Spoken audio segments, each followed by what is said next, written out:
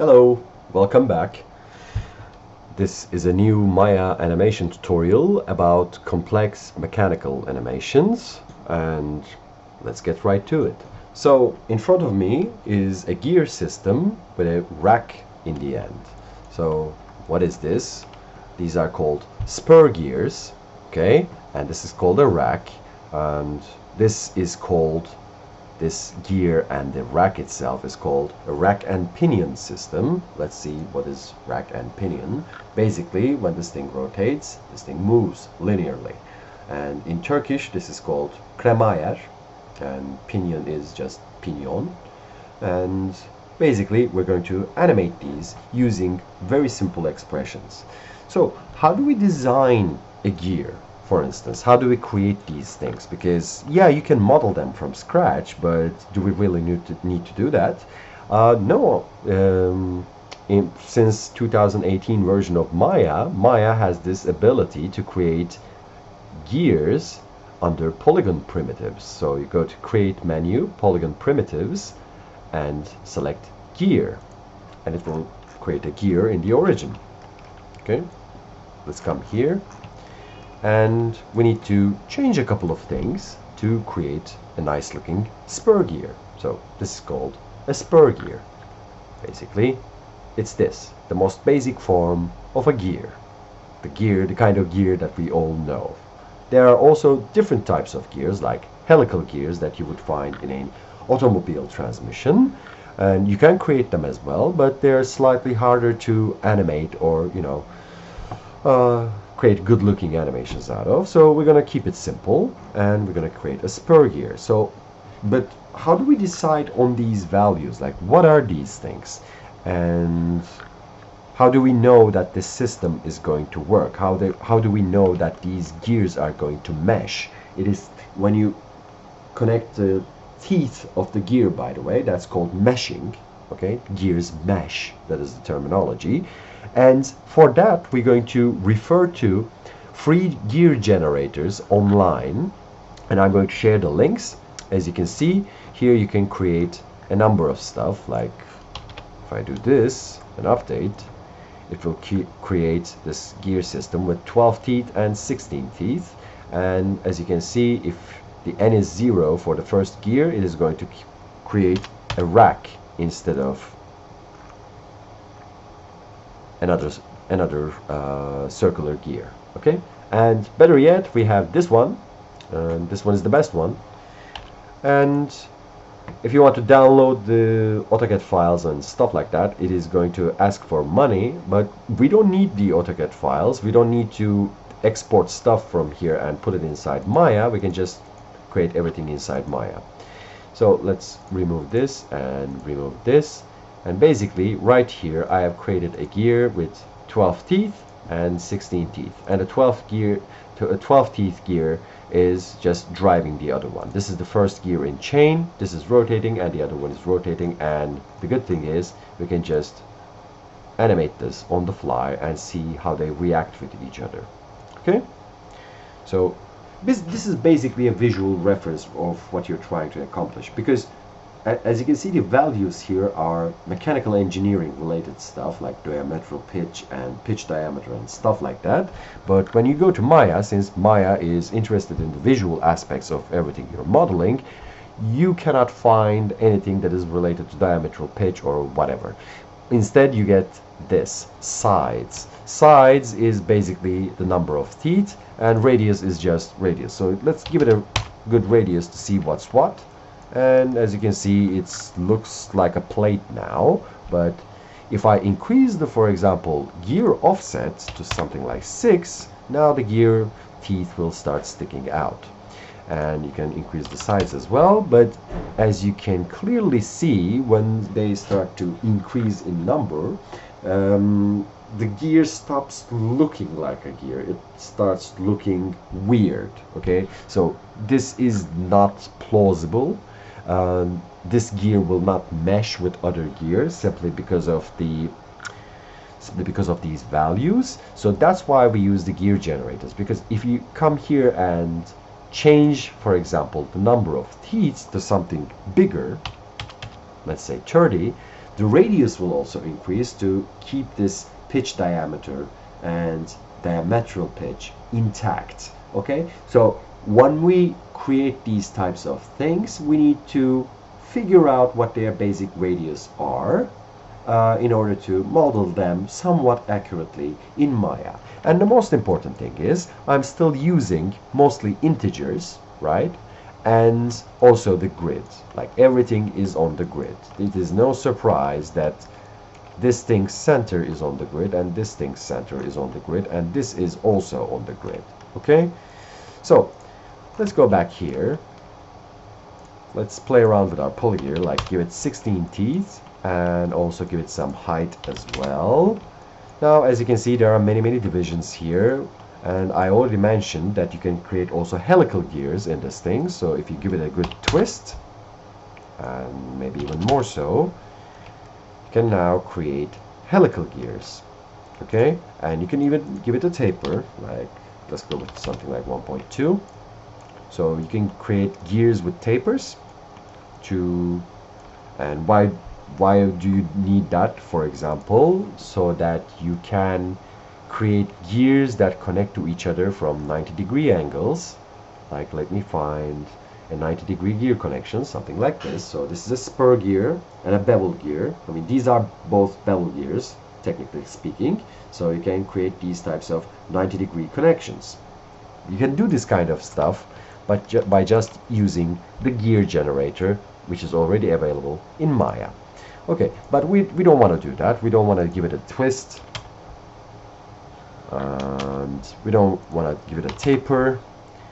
So we can just get rid of these height divisions, and that is basically give us our spur gear. And there's also the inner radius, which will create this opening. Okay, that's how you create a gear. Just try to plan out your motion, just try to plan out your pieces in a gear generator like so, and then try to apply whatever values you see here inside Maya. That's about it. Let's delete this and look at this system. Now, right now there's a set of expressions on these things, so let's see what they do. Here's the animation. I mean, it is not keyframed or anything, but once I rotate this, this will rotate accordingly, and the rack will move accordingly as well. So let's start from the top. First of all, let's go to the attribute editor and delete this expression and delete this expression as well, so we can start from scratch. Now what I want to do is I want to take this rotational value, which is rotate y. Remember, rotate x, y, z. So I'm going to take this rotate y value and apply it to the rotate y value of this object. Okay, with of course some sort of proportion. And what is that proportion? That's why we use this thing. Let's reduce the number to 16. As you can see, this thing now rotates 1.33 to 1 ratio, which means that every time this thing rotates 1.33 times, 1.33 revolutions, full revolutions, plus 33%, this thing will rotate just 1 revolution. And you can visualize it here. This thing is going faster than this thing. Okay, so the relationship is 1.33 to 1. Okay, this is 1.33, this is 1. Alright, let's stop it. So let's try to write that equation in an expression. So this, we are going to take the rotate 1 of this and apply it to this. Let's go to create new expression. Gear 16t stands for gear 16 teeth. Dot rotate y equals gear 12t rotate y times 1.33, sorry, 1 divided by 133. Okay, and then semicolon. Let's create. Let's see. It's good, but it's rotating me on the other direction. Remember, when gears mesh, they rotate in opposite directions. So what we need to do here, go back here, just pick 16, rotate Y, and add a minus anywhere, doesn't matter. Edit. Let's see. That's good. Our first expression is done. It's just that easy. Okay? So let's zero this out and take a look at the rack. Now, unfortunately, there is no rack generator in Maya, so we need to create our own rack. How do we create our own rack? I'm going to just hide this one because I'm going to use it later, but I'm going to model it from scratch anyway. Okay, so we can borrow one teeth. We can start by borrowing one tooth from this object. So let me duplicate it and pull it underneath it and go to the face mode, select all of these, and then shift select to inverse selection and just delete the rest. That's good. Go to this object, center its pivot, and just move it to the side a bit. Now, I'm not being too accurate here, and the reason why I'm not being too accurate because there's already a visible symmetry axis here, and I'm just trying to match what is going on here. So if we go to, for example, this one, you can see the interaction between the rack and the pinion. Okay, so basically I'm trying to do the same thing here. Let's go to our animation again and hit the insert key on your keyboard to change the location of the pivot, and also hit V on your keyboard to snap to vertices or the positions of vertices depending on where you're moving. Okay, so I'm snapping to the end of this object like these vertices. Okay, insert key to lock the position. Let's move this to the grid, maybe move it a bit to the side. This is good enough. Now what I'm going to do here is, since this is already in the middle, there has to be an exact copy of this thing on the other side, but I don't know this distance and I don't need to know. I can just edit its pivot point again, put it to the symmetry axis, lock it down. Let's go to channel box. Now I don't want to see these values. Let's freeze the transformation so everything is zeroed out. Okay, now Control D to duplicate this object. Now I want to mirror it. Since the pivot position is on this axis, when I mirror it, it will mirror depending on its position, depending on the position of its pivot, right? So, and where in which direction do I have to mirror it? Z direction. This is Z. Okay, so if I type in -1 to Z, it will create an exact copy of it, or we already created an exact copy, but mirror that copy to the other side exactly. This is good. So I can fill in the blanks here. Go to the edge, take this one, extrude it, push it to the side. That's good. Now I have one module of teeth which I can copy over and over again. So I don't need this anymore. Let's go here, edit its pivot, position it here. Okay, now I can copy, duplicate this, and then snap it to the appropriate vertex on the other side. So let's copy it, snap it, copy it, snap it, copy it, snap it, copy it, snap it. That's about right. This is good. Maybe just one more. I don't know. Okay, so select all of these. Okay, and then combine. Okay. Hit insert key again to reposition the pivot, and then duplicate it and put it on the other side. That's about good. Let's delete the last face. I want this to be a complete piece. Okay, select everything, combine them, and don't forget to merge the vertices so everything is welded shut. Now this will start behaving as a single shape. Okay, just delete history. There are other pieces left around here. These are just empty groups, and as you can see, they don't have any pivot points. They have no business being here.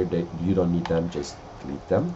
Okay, let's come here, Select all of these outside open edges, extrude them. Let's hit X on our keyboard, hit and hold X on our keyboard to snap to the grid now.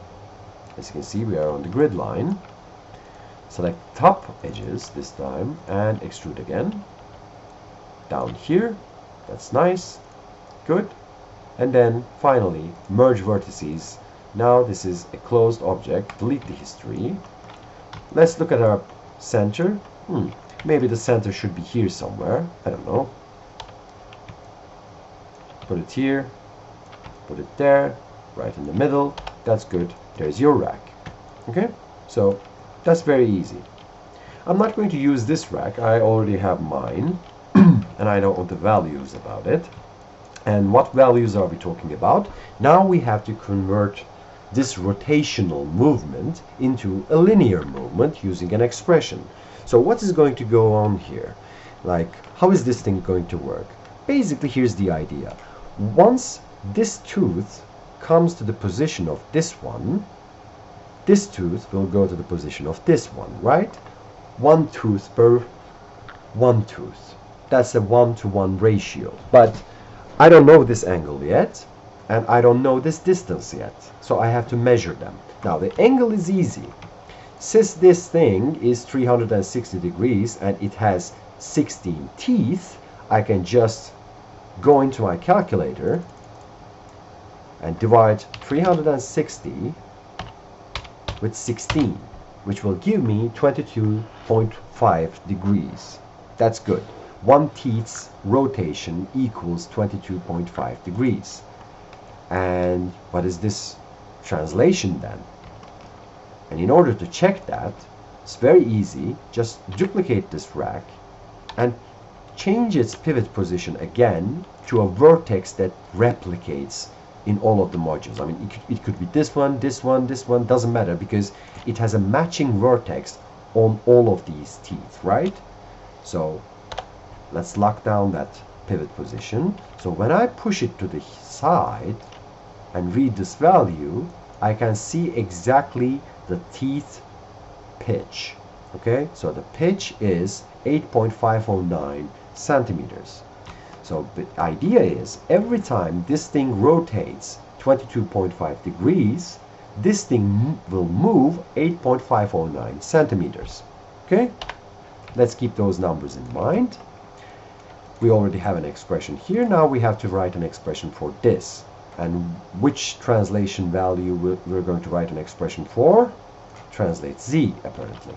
Okay, let's go to attribute editor, translate Z, create new expression. Let's pick this up, put it here. This equals gear 16T dot rotate capital Y what?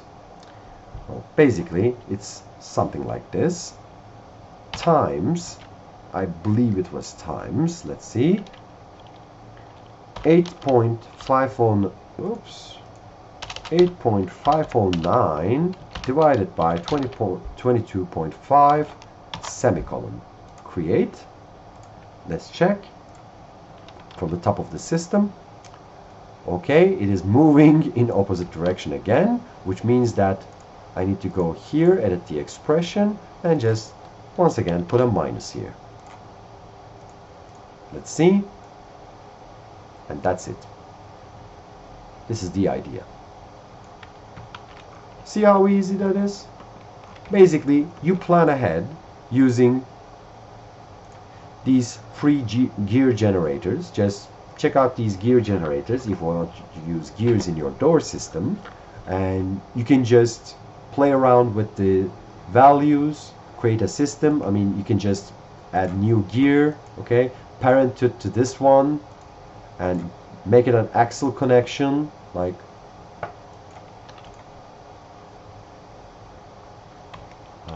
maybe let's not do this. Let's remove this, add new 16 gear. Okay, this one is 12 gear, then add a new one as well. I don't know, maybe make it 8 teeth and do an axle connection to the number 1 gear. Now these things will rotate at the same time, but the teeth number will be different. So this is meshing with this, and there's going to be another gear that meshes with this, like so. And maybe I can play around with its number of teeth. You get the idea. Okay, so you can play around with these values however you want, and when it comes to creating them in Maya, just use the readily available polygon gear generator and play around with the values until visually it matches this, so that the animation will be realistic, the meshing action will be realistic. Okay, that's the idea. So once we get this out of the way, now we can look at another animation system. Now, so far we have only dealt with expressions, but now creating this type of an animation with expression, although possible, quite possible, is very complicated, and it is a challenge. And I did that challenge for myself so that I would know that it's possible. Let me shut these off.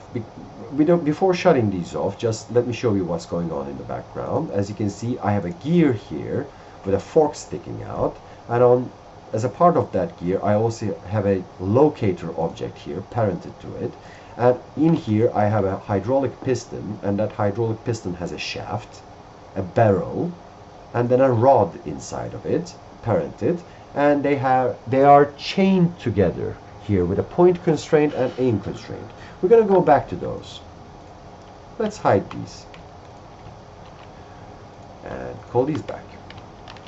But when we look at this object, for instance, okay, it doesn't have a locator, and this thing doesn't have any connections. It doesn't have any constraints. What it has are constraints, but these constraints aren't as easy as the ones these expressions, sorry, aren't as easy and simplified as the ones we have used in the gears.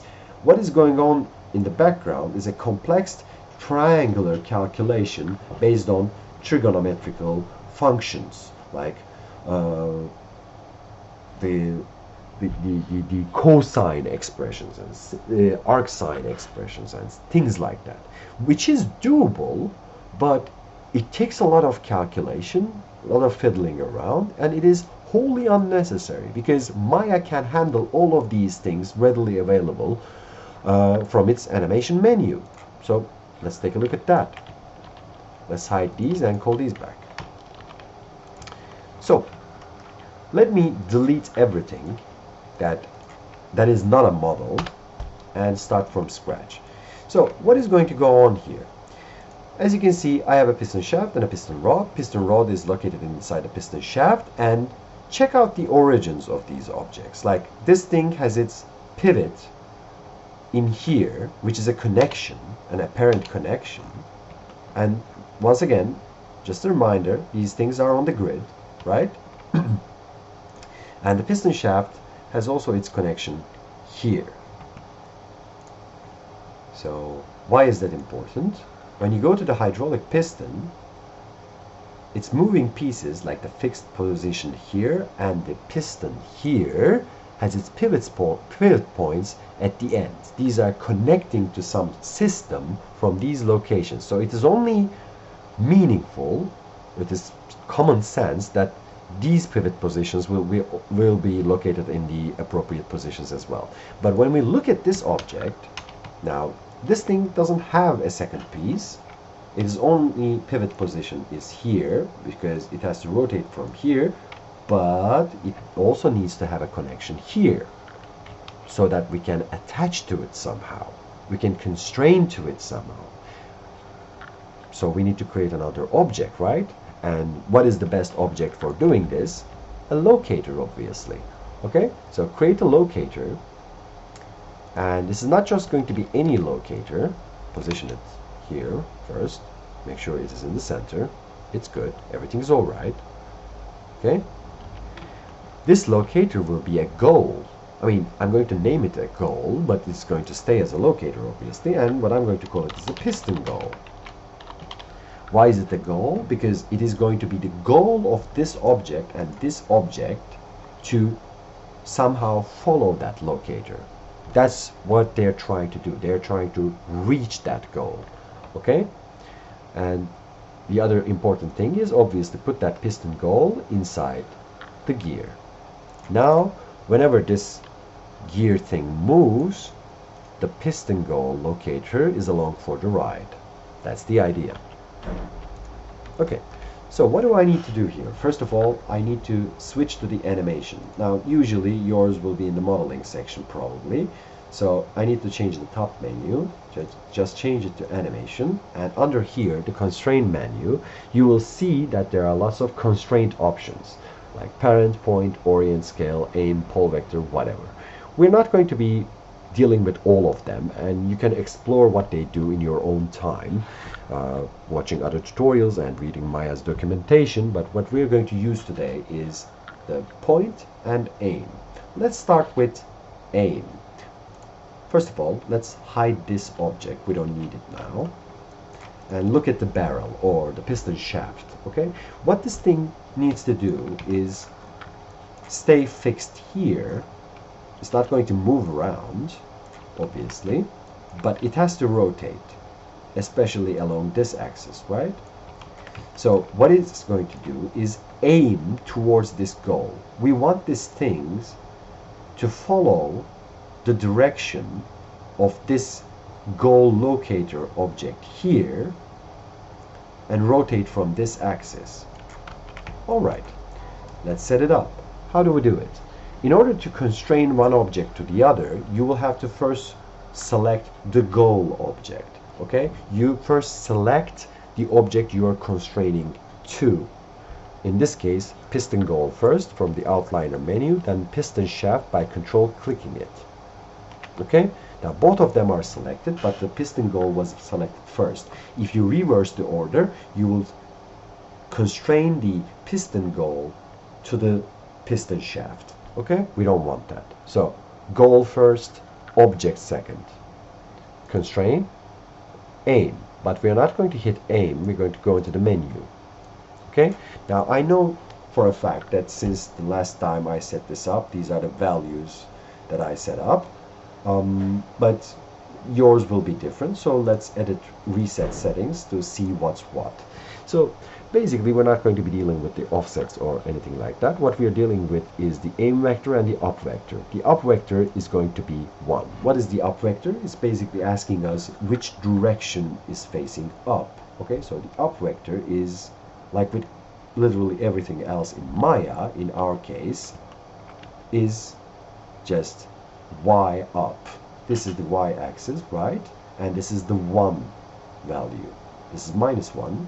This is, for example, the z-axis. This is z plus 1. This is z minus 1. This is x plus 1. This is x minus 1. And our up vector is this. Okay? This is good.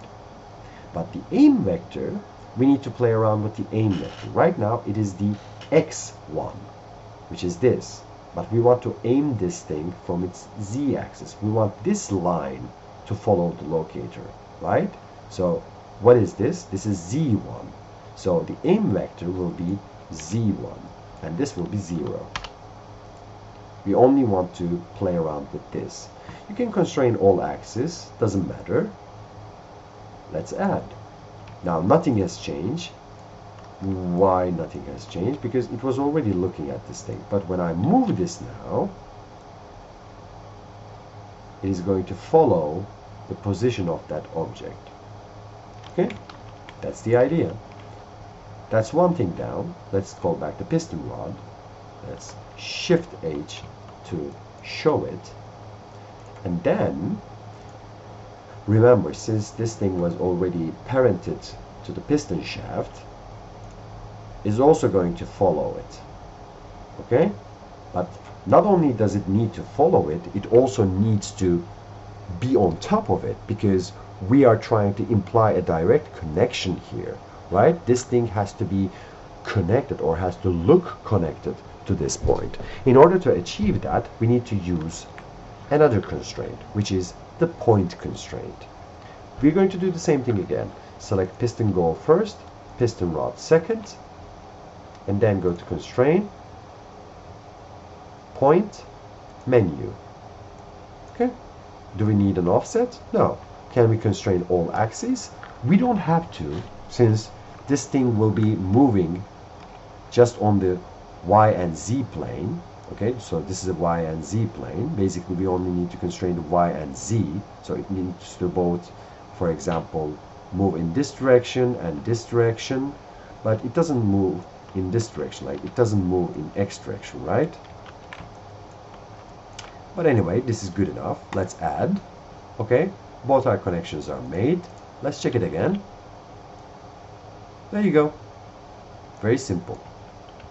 So we have looked at two systems, one with just rotational translations, right? Using simple expressions, nothing new here, but just great mechanical pieces for adding to your door systems.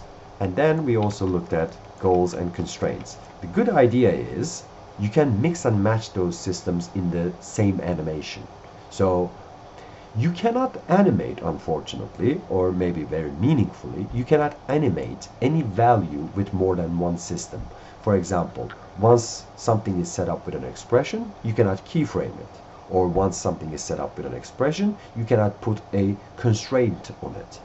Or if you have put constraint on an object, you cannot write an expression for it. You cannot keyframe it. Okay, just one type of animation per value, but you can still read these values dynamically and apply them, use them in expressions that control other objects. So for example, I don't know why, but the translational properties of this object can be read and applied to some other object in the system through an expression. You can do all sorts of stuff. And in order to draw these items, always do your research. Look at hydraulic pistons, look at spur gears, use these gear generators that I'm going to share links for, okay, to create your systems if you want these types of complicated looking, nice animated pieces, okay? And for modeling them, just use simple tools. That's about it. They are extremely simple pieces, but on the grid with meaningful values, not just random values. All of these things have accurate dimensions. Okay, that's about it. See you next time.